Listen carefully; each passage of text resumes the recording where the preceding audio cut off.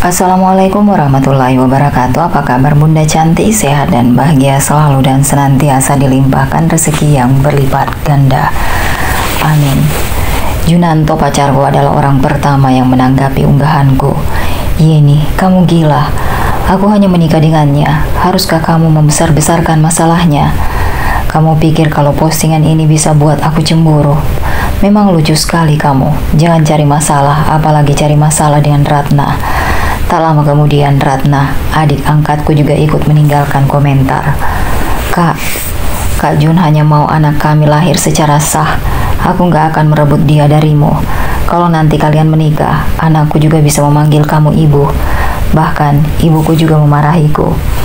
Kamu gak perlu repot-repot hamil, tapi bisa langsung punya anak. Ratna begitu baik membantumu, kamu malah gak berterima kasih. Komentar lainnya dari teman-teman Junanto. Bukannya kalian kakak adik, dengan siapa Jun menikah? Kalian akan tetap satu keluarga.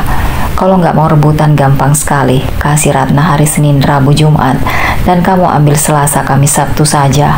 Semua orang menertawakanku, seolah ini hanya lelucon. Aku terpaku, rasa pahit perlahan memenuhi hatiku. Hingga akhirnya mataku penuh air mata yang jatuh membasahi layar ponsel. Jelas-jelas mereka yang salah, namun mereka malah memutarbalikkan fakta dan tanpa malu memarahiku. Betapa lucunya. Orang seperti mereka sama sekali tak layak membuatku bersedih. Aku menghapus air mataku dengan kuat, lalu melihat satu komentar yang sangat mencolok di antara komentar-komentar penuh ejekan itu. Komentar itu dari Ricci. Bolehkah aku jadi pengantin priamu? Ricci adalah teman masa kecilku. Setelah lulus kuliah, aku memilih tetap tinggal di kota A. Sementara dia melanjutkan studi ke luar negeri. Ketika aku mulai berpacaran dengan Junanto, dia menjaga jarak dariku dan sejak itu, kami jadi jarang komunikasi. Saat aku masih berpikir, tiba-tiba telepon darinya sudah masuk. Yeni, aku sudah lama menyukaimu. Kamu juga tahu, aku gak pernah suka dengan adik angkatmu. Jadi, aku gak akan pernah terlibat dengannya. Aku juga punya teman-teman aneh seperti mereka. Dan selama ini aku hanya fokus pada karirku. Aku gak punya mantan pacar. Sambil dia berbicara, aku menerima sebuah dokumen kontrak. Saat aku membukanya, aku pun terkejut. Itu adalah dokumen transfer seluruh aset dan saham miliknya ke namaku. Saat aku sedang larut dalam keterkejutan, suara Ricci terdengar ragu di telepon. Yeni, ini semua adalah bukti ketulusanku. Boleh kan kamu memberiku kesempatan? Hidungku terasa perih. Kenangan masa kecil mendadak muncul ketika guru memberi hadiah 2 permen yang sangat dia sukai. Dia menyimpannya untukku tanpa makan sebutir pun. Dia selalu memberikan yang terbaik. Dengan suara tercekat aku menjawab, iya, aku bersedia. Cinta terasa seperti angan-angan. Aku pernah mencoba menggenggamnya, tapi hanya berakhir dengan luka. Aku pikir menjalani hidup sendirian sebenarnya juga cukup baik. Namun di saat-saat terakhir hidup nenekku, dia berharap bisa melihatku menikah. Dia ingin bahwa aku akan memiliki seseorang yang bisa melindungiku. Junanto jelas tak layak.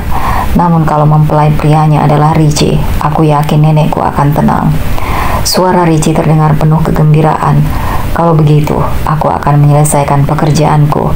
Dalam 2 minggu, aku akan kembali untuk menikahimu. Yeni, kamu bisa menungguku dan gak akan berubah pikiran kan? Nada suaranya sedikit memelas. Aku teringat saat kecil ketika aku pernah berjanji untuk menjadi pengantinnya di masa depan. Aku menjawab pelan, iya. Tiba-tiba aku merasa ingin menangis. Ricci, ayo, janji kelingking. Setelah menutup telepon, ibuku membuka pintu kamarku. Kalung safir yang ayahmu tinggalkan sebelum meninggal, di mana sekarang? Aku diam saja tidak menjawab. Ibu langsung mengernyit, tampak tak senang. Sikap seperti apa ini? Adikmu hanya merasa kalung itu cantik. Dia hanya memakainya sebentar. Cepat, serahkan. Jangan pelit begitu.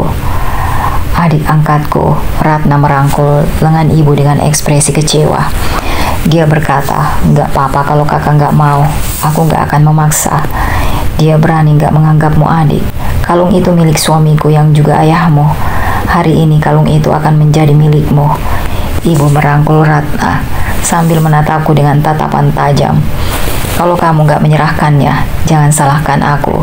Kalau menyuruh orang menggeledah kamarmu, aku memandangnya dengan tatapan kosong, mencoba tersenyum, tapi rasanya lebih menyakitkan daripada menangis. Ibu yang dulu lembut dan penuh kasih sayang, kini berubah menjadi orang yang asing bagiku. Dengan sikap keras seperti ini, namun aku sadar, sebentar lagi aku akan meninggalkan rumah ini untuk selamanya. Aku sudah tidak peduli untuk berdebat atau melawan. Dengan diam, aku mengambil kalung safir itu dari kotak bludru dan menyerahkannya kepadanya. Ibu tersenyum puas. Begitu dong baru benar. Ratna itu adikmu. Sebagai kakak, kamu harus memberikan yang terbaik untuknya. Setelah ibu pergi, Ratna langsung mengenakan kalung itu di depan mataku. Kak, jangan salahkan ibu pilih kasih. Jujur saja, kalung ini memang lebih cocok dipakai aku. Sama seperti Kak Jun, dia memang lebih cocok jadi pacarku. Hal yang jadi milikku gak akan pernah bisa diambil orang lain. Melihat ekspresinya yang puas, aku tidak mengatakan apa-apa. Orang seperti dia semakin kamu pedulikan, semakin dia akan memanfaatkan situasi. Aku mengambil tas dan melewatinya begitu saja, menganggapnya transparan, lalu berjalan ke arah tangga. Aduh Kak, kenapa kamu mendorongku? Tiba-tiba Ratna melompat ke depanku, berpura-pura didorong dan terjatuh ke arah tangga. Meski aku membencinya, aku tetap refleks mengulurkan tangan untuk menangkapnya. Ada lebih dari 20 anak tangga. Kalau benar-benar jatuh, akibatnya bisa fatal. Yeni, dasar kamu wanita jahat. Tiba-tiba Junanto datang dan langsung menepis tanganku yang memegang lengan Ratna. Tanganku terhempas keras ke pegangan tangga, hingga terdengar suara duk yang kencang.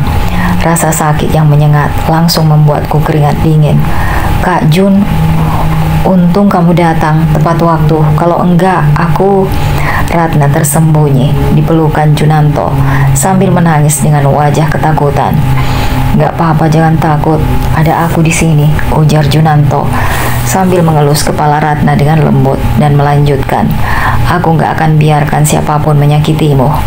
Aku melihat tanganku yang sudah lebam dan bengkak karena benturan tadi. Lalu aku melihat Ratna yang hanya sedikit terkejut, tapi langsung dipeluk dan dilindungi oleh Junanto dengan penuh perhatian. Rasanya begitu ironis. Pria yang dulu mencintaiku sepenuh hati, yang pernah berjanji akan selalu menjagaku, pria yang akan menikah denganku 3 bulan lagi, bagaimana bisa dia berubah hati secepat ini? Setelah menenangkan Ratna, Junanto menatapku dengan dingin. Aku tahu kamu selalu gak suka karena aku diam. Diam-diam menikahinya dan melahirkan anak dengannya. Kamu bisa melampiaskan amarahmu padaku karena aku memang salah gak memberitahumu sebelumnya. Tapi kamu gak boleh menyakiti Ratna. Dia sudah cukup kasihan dengan kondisi kesehatannya yang buruk. Dia hanya meminta satu kesempatan untuk menjadi seorang ibu. Apa itu salah? Kenapa dia harus menanggung lampiasan amarahmu? Aku berusaha menahan tubuhku yang gemetar dan berkata dengan suara serak, kalau begitu apa salahku? Apa yang kulakukan padanya? Junanto terdiam, memandang mataku yang memerah karena menahan tangis. Sudahlah Kak Jun, meski hampir mati jatuh dari tangga tadi, aku gak menyalahkan kakak. Aku juga gak perlu dia meminta maaf padaku. Kalian akan menikah ke depannya. Aku gak mau jadi alasan kalian bertengkar. Junanto menghela nafas dan menatap Ratna dengan penuh kasih sayang. Ratna, kamu memang terlalu pengertian. Kadang hal itu membuatku sangat tak tega melihatmu. Lalu, Junanto kembali menatapku dengan dingin. Intinya, kamu hanya iri pada Ratna. Kamu gak bisa menerima bahwa dia lebih bahagia darimu. Hari ini karena Ratna membelamu, kamu gak perlu meminta maaf. Tapi kalau kamu berani menyakitinya lagi ke depannya, aku gak akan memaafkanmu. Junanto menggendong Ratna, lalu sebelum pergi, dia berkata lagi dengan nada kecewa. Kamu gak ada apa-apanya dibandingkan dengan adikmu. Ruang tamu menjadi sunyi, hanya tersisa aku seorang. Aku memandang kosong ke arah daun-daun kering yang berjatuhan di luar jendela. Pada akhirnya aku tak bisa menahan tangis dan berjongkok, menutupi wajahku dengan kedua tangan. Ini terakhir kalinya aku menangisi Junanto. Sore itu, Junanto mengunggah sebuah status di Instagram. Isinya adalah 9 foto. foto dari berbagai sudut rumah baru mereka. Captionnya, setiap ruangan, setiap furniture, setiap dekorasi di sini, semuanya aku pilih dengan sepenuh hati, hanya ingin memberikan rumah yang nyaman dan hangat untuk bayiku. Kolom komentar langsung penuh dengan ucapan selamat. Selamat Pak Jun, sudah mendapat momongan. Ternyata Pak Jun dan Ratna sudah menikah ya. Selamat ya, punya suami sebaik Kak Jun. Istrimu pasti sangat bahagia. Iri sekali. Untuk pernikahan kalian 3 bulan lagi, aku akan datang meski harus membatalkan urusan bisnis besar. Namun di tengah ucapan selamat itu tiba-tiba Ratna berkomentar, jangan salah paham semuanya, ini bukan rumah Kak Jun, tapi rumahku. Komentar itu membuat suasana di kolom komentar menjadi canggung. Aku memecahkan suasana dengan menulis, aku mundurkan diri dari permainan segitiga ini. Selamat berbahagia untuk kalian berdua. Usai mengirimnya, aku tidak peduli lagi dengan apapun yang mereka katakan. Aku langsung menghapus kontak Junanto dan Ratna dari ponselku. Tak lama kemudian Junanto menelponku. Yeni, kamu sudah cukup buat keributan belum? Aku menjawab dengan tenang. Aku nggak sedang ribut. Dia berkata dengan suara penuh emosi. Komentar yang kamu tulis di unggahanku itu jelas mencemarkan nama Ratna. Kamu sengaja memberi kesan bahwa dia adalah orang ketiga kan? Apa kamu puas begitu? Kalau kamu terus memfitnahnya, aku nggak akan menikah denganmu. Mendengar ucapannya yang dingin dan tanpa perasaan, hatiku terasa hampa, seperti air mati yang tidak lagi beriak. Jun, dari mana kepercayaan dirimu berpikir bahwa aku masih menginginkan barang bekas sepertimu? Aku memutuskan teleponnya. Mungkin kata-kata barang bekas telah melukainya. Dia menelponku berkali-kali. Aku tidak mengangkatnya. Dia mulai mengirim pesan-pesan panjang, namun aku tetap tidak menggubrisnya. 10 hari lagi aku akan menikah dengan Richie. Pada akhirnya semua orang ini hanyalah bagian dari masa laluku. Di sisa waktu ini, aku hanya ingin menjalani hari-hari dengan tenang, tanpa drama apapun. Namun siapa sangka Ratna melakukan sesuatu yang menghancurkan batas kesabaranku. Dia menjatuhkan kotak abu jenazah ayahku ke lantai. Abu itu berserakan. Alih-alih merasa bersalah, dia membiarkan kucing peliharaannya kencing di atas abu itu. Kemudian dia menatapku dengan wajah penuh kepuasan. Kak, lihat, abu ini bisa jadi pasir untuk kucingku. Seketika kesedihan dan kemarahanku yang selama ini kupendam meledak. Aku langsung mengambil tongkat baseball yang ada di belakang pintu dan mengayunkannya ke arah Ratna. Aku memukulnya sekali, wajahnya pucat dan dia berteriak ketakutan sambil lari menjauh. Yeni, kamu benar-benar sudah gila. Berani-beraninya memukul adikmu sendiri. Kemunculan ibuku menjadi penyelamat bagi Ratna. Dengan wajah ketakutan, dia bersembunyi di belakang ibuku. Dia terisak berkata, aku takut Bu, kakak mau membunuhku. Ibu berdiri melindunginya seperti seekor induk ayam yang melindungi anaknya. Dengan suara keras, dia memarahiku. Kamu sudah cukup keterlaluan membuli adikmu bisanya. Aku selalu menganggapnya masalah sepele dan tak memedulikannya. Tapi kamu sudah kelewat batas kali ini. Dia adalah ibuku, tapi selalu berada di pihak yang berseberangan denganku. Membela seorang anak angkat yang sama sekali tak memiliki hubungan darah dengannya. Tidak ada yang lebih menyakitkan daripada itu. Dengan air mata membasahi wajahku, aku menatap ibu dan berkata dengan suara gemetar, dia menjatuhkan kotak abu ayah. Itu ayah, ayahku. Kenapa? Kenapa dia melakukan itu? Padahal aku sudah cukup sabar selama ini. Tapi kenapa masih menghancurkan kenangan terakhir ayahku? Kenapa ibu gak pernah mencintaiku? Ratna buru-buru berlutut dan meminta maaf. Ibu, maafkan aku. Aku gak sengaja. Maaf ibu. Kalau kakak gak mau memaafkan aku, lebih baik aku mati saja. Dia menangis penuh kesedihan. Ratna, jangan berakting lah. Plak. Belum selesai aku bicara, sebuah tamparan keras sudah mendarat di pipiku. Cukup. Bukankah hanya Abu saja? Orangnya bahkan sudah meninggal. Apa Abu lebih penting daripada orang yang masih hidup? Kalau kamu masih berani menyakiti Ratna, keluar saja dari rumah ini. Tamparan itu menghapus sisa rasa kasihku pada ibu, sekaligus memutuskan ikatan terakhirku dengannya. Mungkin ini memang yang terbaik. Aku bisa pergi tanpa membawa beban apapun, tanpa memandang ibuku yang masih terpaku. Aku menghapus jejak darah di sudut bibirku dan berjalan ke atas untuk berkemas.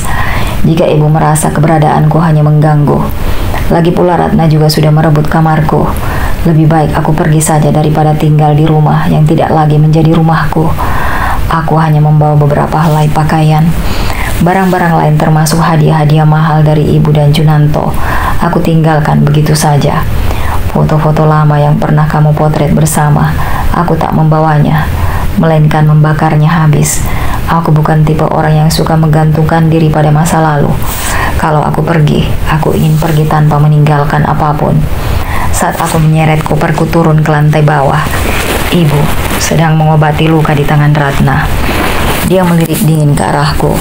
Hanya gara-gara dimarahi sedikit saja, kamu mau kabur dari rumah. Dasar kekanak-kanakan sekali. Ya sudah, kamu keluar saja. Rumah ini akan lebih tenang tanpamu. Kamu baru boleh pulang pada saat mau menikah dengan Jun.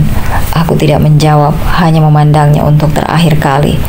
Aku tidak akan memberitahunya bahwa aku sudah mengganti pasangan untuk menikah. Apalagi memberitahunya bahwa pernikahanku akan digelar dalam 10 hari ke depan. Karena dia bukan lagi ibu yang dekat denganku. Aku tak ingin dia, Ratna dan Junanto datang mengacaukan pernikahanku. Aku memesan taksi lewat aplikasi dan saat menunggu, tiba-tiba mobil Junanto berhenti di depanku. Yeni, kamu bawa koper mau kemana? Pindah keluar. Dia mengernyit dan bertanya, kenapa harus pindah? Rumah yang sebelumnya kupersiapkan untuk pernikahan sudah kuberikan pada Ratna. Jangan mencari masalah dan jangan mengganggu dia lagi. Aku sedang mencari rumah baru. Kalau sudah dapat, kamu pindah ke sana saja nanti. Aku tidak menjawab. Dengan wajah datar, aku berjalan melewati mobilnya. Namun tiba-tiba Junanto menarik lenganku dan melanjutkan. Yeni, kenapa kamu selalu membuat masalah? Bisa nggak kita kembali seperti dulu dan hidup bahagia bersama? Kamu bahkan sudah berselingkuh dengan adik angkatku sendiri, dan sekarang masih berharap bisa bahagia bersamaku. Kamu nggak malu mengatakannya? Dia tampak geram. Kenapa kamu masih nggak bisa melepaskan masalah yang sudah berlalu? Aku sudah menjelaskan ini berkali-kali. Kenapa kamu begitu kekanak-kanakan?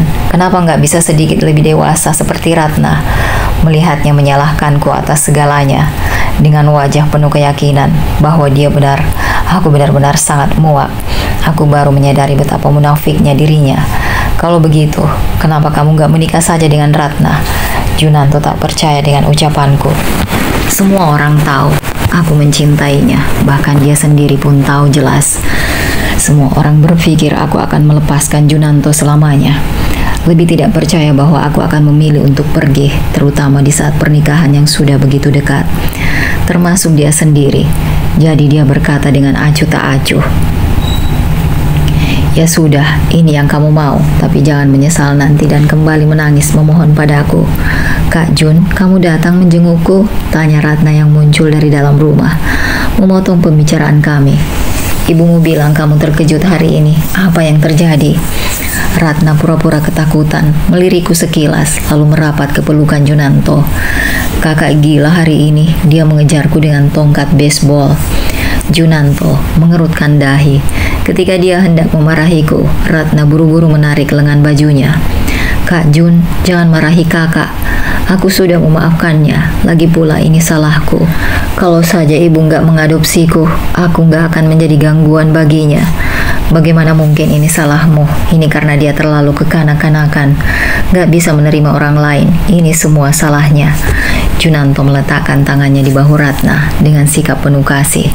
Dia berkata, Yeni, karena Ratna, aku bisa memaafkanmu memukulnya. Tapi kamu harus berlutut dan meminta maaf padanya. Aku tertawa dingin melihat tingkah dua orang tidak tahu malu ini. Minta maaf, mimpi. Tepat saat itu, mobil taksi yang kupesan tiba. Usai bicara, aku masuk ke mobil, menutup pintu dan pergi tanpa menoleh lagi. Beberapa hari tinggal di hotel tanpa gangguan dari orang-orang menyebalkan, membuat hidupku terasa begitu tenang dan nyaman. Namun, ibuku mengirimkan pesan, Yeni, hari ini ulang tahunku, pulanglah sebentar. Sebenarnya aku nggak berniat memanggilmu pulang, tapi Ratna memohon. Kalau bertemu dengannya nanti, jangan lupa berterima kasih padanya. Tentu aku tidak lupa dengan ulang tahunnya. Namun aku tidak lagi seperti dulu yang mulai mempersiapkan tempat dan hadiah seminggu sebelumnya, demi memastikan ibuku mendapatkan pesta ulang tahun yang sempurna. Dan aku juga tidak akan pulang. Rumah itu bukan lagi rumahku, dan dia bukan lagi ibuku. Menjelang siang, aku sedang menikmati makanan. Mungkin karena tidak melihat kehadiranku, ibu kembali mengirim pesan. Seolah tidak sabar karena aku tak kunjung muncul. Kenapa masih belum pulang? Jun sudah datang, tapi kamu sebagai anak malah belum terlihat. Apa ini pantas? Aku gak marah kalau kamu gak menyiapkan pesta ulang tahun untukku tahun ini. Jangan-jangan kamu masih marah karena tamparanku waktu itu. Bisakah kamu belajar dari Ratna? Jadilah lebih baik dan lapang dada seperti dia. Aku membawa pesan-pesan itu sambil tertawa dingin. Bagaimana bisa kalimat-kalimat itu keluar dari mulut seorang ibu kandung? Benar-benar mengganggu suasana makan siangku saja. Aku langsung memblokir nomornya. Baru saja merasa tenang, tiba-tiba telepon dari Junanto masuk. Kamu di mana? Ayo, jangan bertingkah lagi, cepat datang atau orang-orang akan mengira ibu dan Ratna menyinggungmu. Makanya kamu gak menghadiri acara ulang tahun ibumu sendiri. Kalau bukan karena telepon ini, aku sudah lupa bahwa beberapa hari lalu aku hanya menghapus kontaknya dan belum memblokir nomornya. Aku tak berminat mendengar ocehannya. Akhirnya suasana menjadi tenang kembali. Usai makan, aku menerima pesan dari sahabatku Susana. Dia baru menyelesaikan proyek yang dia kerjakan selama 3 bulan terakhir dengan sukses. Dia ingin mengajakku ke bar malam ini untuk merayakan sampai mabuk. Tentu saja aku tidak akan menolak undangannya. Kebetulan aku juga butuh hiburan. Saat tiba, Susana sudah duduk di depan meja bartender. Bercengkrama dengan bartender tampak di sana. Melihatku datang, dia melambaikan tangan dengan antusias. Lama nggak bertemu, sini aku mau lihat kenapa ya Niko bisa jadi kurus begini. Dia mengerutkan kening dengan tidak senang. Apa gara-gara Jun? Aku tersenyum tipis dan menjawab jujur. Susana, aku sudah memutuskan untuk nggak menikah dengan Jun. Susana memelukku dengan penuh kasih sayang. Terkadang dia tidak butuh penjelasan panjang dariku untuk memahami perasaanku. Kami mulai minum gelas demi gelas. Semua rasa sakit yang terpendam di dadaku akhirnya meluap dan aku menceritakan semuanya padanya. Mendengar itu Susana berkata dengan penuh amarah, dia nggak pantas untukmu. Pria brengsek seperti itu sudah seharusnya dibuang sejak dulu. Hei, dua nona cantik, apa asiknya minum sendirian? Bagaimana kalau kalian lanjut minum di tempatku? Tiba-tiba muncul seorang pria mabuk yang muncul entah dari mana. Dia memandangku dan Susana dengan tatapan tidak sopan. Aku merasa jijik dan langsung menepis tangannya. Namun tenaganya jauh lebih besar. Aku mencoba melepaskan diri tapi sia-sia. Susana didorong hingga jatuh ke lantai. Orang-orang di sekitar hanya menonton tanpa ada yang berminat membantu. Tiba-tiba seseorang dari belakang menarikku ke dalam pelukannya dan dengan mudah menendang pria mabuk yang menggangguku. Aku refleks menoleh ke belakang. Yang kulihat benar-benar di luar dugaanku. Itu Richie. Kamu pakai tangan yang mana menyentuh dia? Atau dua tangan sekaligus? Mata Richie menyipit. Tatapannya pada pria mabuk itu seperti sedang menatap seseorang yang sudah mati. Dengan dingin dia menginjak punggung tangan pria itu menggunakan sepatunya, diiringi jeritan kesakitan. Dalam suara merengek dan permohonan maaf, pria mabuk itu hanya terdengar suara Richie yang dingin. Masih nggak mau pergi? Dalam ingatanku, Richie selalu terlihat lembut seperti pria yang santun. Aku belum pernah melihat dia marah seperti ini. Ini pertama kalinya aku melihat sisi gelapnya. Setelah pria mabuk itu pergi, Richie mencubit lembut pipiku. Untung aku datang tepat waktu. Kalau enggak, bagaimana jadinya kalau tunanganku sampai diganggu? Kata-kata tunangan yang keluar dari mulutnya membuat jantungku berdetak lebih cepat tanpa kusadari. Ya ampun, bukannya ini Richie? Sejak kapan kamu pulang? Baru pulang? Tanya Susana yang baru saja kupapah berdiri. Langsung heboh menanyakan sederetan pertanyaan pada Richie. Dengan sabar Richie menjawab, aku baru sampai 1 jam yang lalu. Dan alasanku kembali. Dia menatapku dengan tatapan penuh senyuman. Tentu saja karena kangen dengan tunanganku. Tunangan? Susana terkejut. Dia mendekat dengan penuh semangat. Jadi maksudmu, Yeni setuju untuk menikah denganmu? Yeni, kamu jelaskan sendiri ke Susana, ujar Richie. Aku melotot ke arahnya dengan manja, lalu tanpa ragu aku menjelaskan. Susana, aku sudah setuju untuk menikah dengannya. Susana langsung bersorak. Richie, selamat ya, akhirnya perjuanganmu berhasil. Semua usahamu selama ini gak sia-sia. Aku melotot lagi. Kamu tahu dia menyukaiku selama ini? Susana mengangkat bahu. Hanya kamu yang gak menyadarinya, bodoh. Aku bahkan diam-diam mencoba menjodohkan kalian beberapa kali. Sayangnya seluruh hatimu hanya terpaku pada Jun, si brengsek itu. Setelah keluar dari bar, aku menerima telepon dari seorang teman Junanto. Yeni, entah kenapa Kak Jun minum 5-6 botol bir. Dia masih mau minum lagi. Cepat datang, kami semua sudah menghentikannya tapi dia nggak mau dengar. Kamu sudah merawat lambungnya selama ini dengan susah payah. Kalau terus begini semua usahamu akan sia-sia. Dengan nada datar aku menjawab, aku sudah putus dengannya. Nggak pantas kalau aku datang. Dia tampaknya paham maksudku dan mencoba membujuk dengan nada santai. Oh, soal dia dan adik angkatmu, itu semua hanya main-main. Kenapa kamu begitu serius? Orang yang dia suka hanya kamu. Suka atau tidak, itu sudah nggak ada artinya lagi bagiku. Tiba-tiba terdengar suara Junanto yang mengambil alih pembicaraan. Dengan nada sinis dia berkata, Yeni, kamu pikir dirimu sangat berharga. Ya sudah, kalau mau putus, kamu yang akan menyesal. Aku tetap tanpa ekspresi, berniat untuk menutup telepon. Namun belum sempat melakukannya, suaranya berubah lembut. Yeni, kenapa kamu begitu kejam? Bisa pergi begitu saja? Bisa begitu gampang bilang putus? Dulu, jika dia berbicara padaku dengan nada seperti ini, aku pasti sudah luluh. Tidak peduli seberapa parah kesalahannya, aku selalu dengan mudah memaafkannya. Namun sekarang aku sudah mencabut hak istimewa itu darinya. Tanpa perasaan aku pun menutup telepon dan menghapus semua kontak temannya dari ponselku. Mulai saat ini kami benar-benar berpisah dan tak akan pernah bertemu lagi. Aku, Richie dan Susana mengobrol sebentar di depan bar. Susana bilang ingin pulang sendiri naik taksi. Alasannya dia tidak ingin mengganggu dunia berdua antara aku dan Richie. Namun dia sudah minum alkohol dan sudah larut malam. Akhirnya kamu memutuskan mengantar Susana pulang lebih dulu. Setelah Susana turun, kini hanya tersisa aku dan Richie di dalam mobil. Ruang sempit mobil, suasana hangat penuh keintiman. Udara di dalam terasa semakin panas, ditambah kepalaku yang sedikit pusing akibat alkohol. Richie perlahan mendekat. Aku menggigit bibir, merasa malu dan tidak tahu harus berbuat apa. Yeniku sayang. Nafasnya terasa di sekelilingku. Bibirnya yang hangat perlahan menyentuh sudut bibirku. Sentuhannya lembut dan penuh kasih. Aku begitu gugup hingga telapak tanganku mulai keringatan. Aku takut ini hanya mimpi. Takut saat bangun nanti semuanya akan menghilang, katanya sambil menempelkan dahinya ke dahiku. Aku bisa merasakan ketakutan dan kesedihannya. Secara spontan aku mengusap lembut kepalanya dan berkata, jangan khawatir, ini bukan mimpi. Aku benar-benar ada di sini bersamamu. Aku gak akan pergi. Dia mengangguk. Kali ini Richie pulang hanya karena rindu padaku.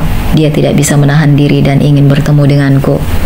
Namun esok paginya dia harus kembali terbang ke luar negeri. Yeni, aku sudah pesan gaun pengantin khusus dari seorang desainer terkenal di luar negeri. Setelah pekerjaanku selesai, aku akan membawanya untuk menikahi pengantin tercantikku. Gaun pengantin pertama dalam hidupku. Kupikir dulu akan diberikan oleh Junanto. Namun tak disangka, orang yang akhirnya memberikannya adalah Richie. Aku melambaikan tangan sambil tersenyum. Teman masa kecilku ini menjadi tunanganku. Hati ini terasa hangat, dipenuhi manisnya cinta yang tak terlukiskan. Penampilannya berantakan dengan pakaian kusut dan rambut tak terurus. Suatu hari, saat aku keluar dari hotel, aku melihat Junanto berdiri di depan lobi. Wajahnya terlihat sangat lesu, seolah kehilangan semangat hidup. Saat melihatku, matanya sempat berbinar, namun cahaya itu segera kembali meredup. Aku gak bisa menghubungimu, jadi aku mencari tahu alamatmu. Ada apa mencariku? Yeni, aku sadar aku salah. Aku terlalu bodoh, dibutakan oleh Ratna dan tipu muslihatnya. Junanto menggigit bibirnya yang kering. Suaranya terdengar serak saat berbicara. Aku menemukan banyak fakta dari ponselnya. Dia bekerja sama dengan dokter, menipuku dengan alasan tubuhnya lemah, dan katanya hanya aku yang bisa membuatnya hamil. Soal rumah kita, dia menangis memohon padaku, bilang kalau kamu dan ibunya memperlakukannya dengan kejam. Dia takut gak punya tempat tinggal saat punya anak, karena kasihan aku memberikan rumah itu padanya. Baru sekarang aku tahu ternyata ibumu lebih memihaknya. Kamarmu bahkan diambil alih. Kalung peninggalan ayahmu juga dia hancurkan, dan dia sering membalikan fakta untuk memfitnahmu. Sekarang semua itu sudah tak ada artinya. Junanto tampak bingung. Yeni, beri aku kesempatan lagi. Aku janji gak akan tertipu wanita lain lagi. Aku akan memperlakukanmu dengan baik. Aku tak ingin berlarut-larut dengannya, jadi aku menjawab dengan tegas. Aku akan menikah 2 hari lagi. Menikah dengan Richie. Kok bisa? Gak mungkin. Bagaimana mungkin kamu tega meninggalkanku? Kamu pasti sedang bohong. Aku gak akan percaya. Dia berteriak-teriak seperti orang gila. Melihat ini, para satpam di pintu masuk langsung mendekat dan menangkapnya. Namun, aku tidak merasa kasihan sedikit pun. Bagaimanapun, aku dan dia sudah tidak ada hubungan lagi. Belakangan aku mendengar dari Susana bahwa Junanto membawa Ratna ke pengadilan atas tuduhan penipuan dan penggelapan harta pribadi. Ratna kemudian pergi memohon bantuan pada ibuku. Namun setelah Junanto mengungkapkan kebohongan dan sifat asli Ratna, akhirnya ibuku melihat siapa dia sebenarnya. Tanpa ragu ibu langsung mengusirnya dari rumah. Ratna yang tidak menyangka perlakuan ibu menjadi begitu tega, tiba-tiba mengambil pisau dan menyerang ibu secara membabi buta. Untung saja pelayan rumah datang tepat waktu. Pisau itu hanya melukai tangan ibu dan tidak mengenai organ vital. Ada yang bilang ibu sempat jatuh berlutut karena ketakutan sambil memaki Ratna, menangis dan terus-menerus memanggil namaku. Semua cerita ini hanya aku anggap sebagai gosip, tidak terlalu kupikirkan. Tak lama kemudian hari pernikahanku dengan Richie pun tiba. Richie kembali sesuai yang dijanjikan, membawa gaun pengantin yang indah dan mewah. Tanpa sepengetahuanku, dia ternyata sudah diam-diam menyiapkan semua detail pernikahan ini dengan sangat matang. Awalnya aku menerima pernikahan ini karena warisan ayahku. Namun sekarang, aku menyadari bahwa Richie adalah pria yang lembut dan selalu stabil secara emosional. Sulit untuk tidak membuatku jatuh cinta. Aku perlahan menyukai dia. Hari itu, aku sedang duduk di ruang rias untuk didandani. Tiba-tiba, seseorang membuka pintu. Ternyata itu ibuku dan Junanto. Melihatku yang langsung memasang wajah tidak senang, ibu buru-buru berkata, "Yeni, kali ini aku datang untuk meminta maaf padamu." Air mata ibu mengalir. Dia berbicara dengan penuh penyesalan. Selama bertahun-tahun, ibu telah berbuat salah padamu. Ibu baru sadar, membiarkanmu menderita dan menanggung begitu banyak kesalahpahaman serta ketidakadilan. Itu semua karena aku buta. Yeni, tolong maafkan ibu ya. Ibu meminta penata rias keluar dari ruangan. Aku juga ingin tahu kenapa selama ini ibu begitu pilih kasih. Mendengar ini tiba-tiba wajah ibu menjadi kaku. Dulu kalau saja malam itu kamu gak merengek minta makan kue stroberi, ayahmu gak akan keluar rumah untuk membelinya, dan dia gak akan mengalami kecelakaan. Ayahmu adalah tulang punggung keluarga. Kehilangannya membuat duniaku terasa runtuh. Bagaimana aku gak menyalahkanmu? Setiap kali melihatmu, ibu selalu teringat bahwa kamu adalah penyebab kematiannya. Tidak heran, pandangan matanya padaku selalu penuh kebencian. Tidak heran, meskipun dia memiliki aku sebagai anak kandungnya, dia tetap memilih mengadopsi seorang anak dari panti asuhan. Tidak heran dia begitu pilih kasih. Ternyata selama ini dia menyalahkan kematian ayah pada diriku. Tapi apa dia tidak tahu bahwa bukan aku penyebab kematian ayah sebenarnya? Bukan aku, tapi dirinya sendiri. Aku tak ingin merusak riasanku yang indah, berusaha menahan air mata yang menggenang. Bukan aku penyebab kematian ayah, tapi kamu. Obat jantung yang ayah siapkan untuk nenek selalu ada di rak, tapi kamu dengan ceroboh membuang obat nenek.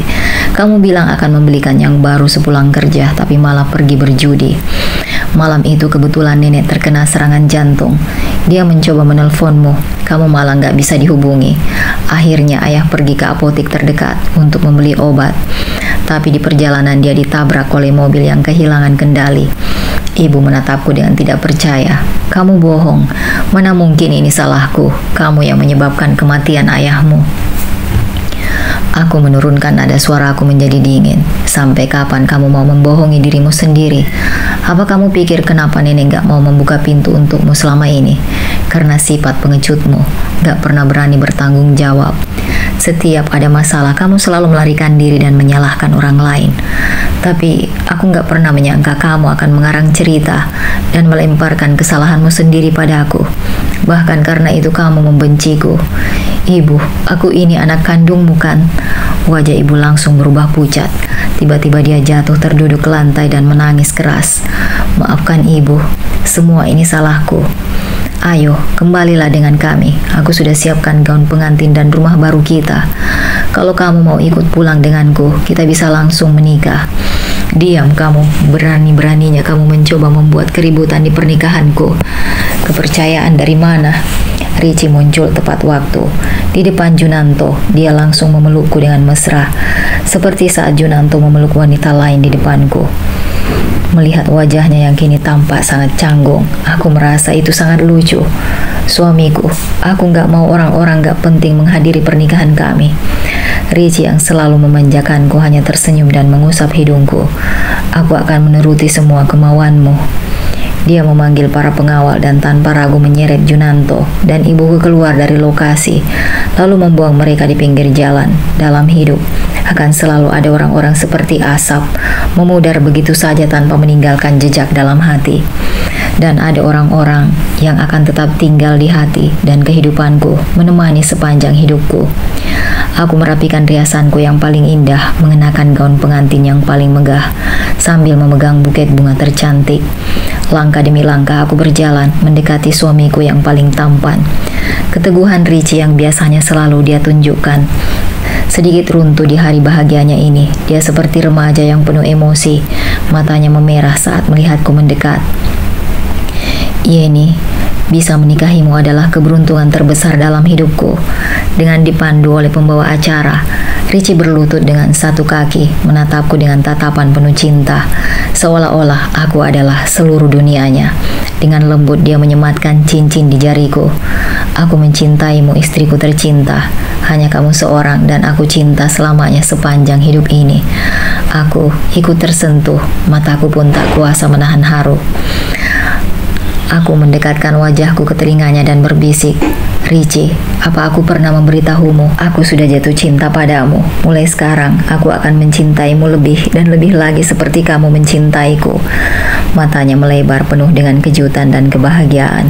Di tengah sorakan penuh restu dari para tamu, kami berpelukan dan saling berciuman.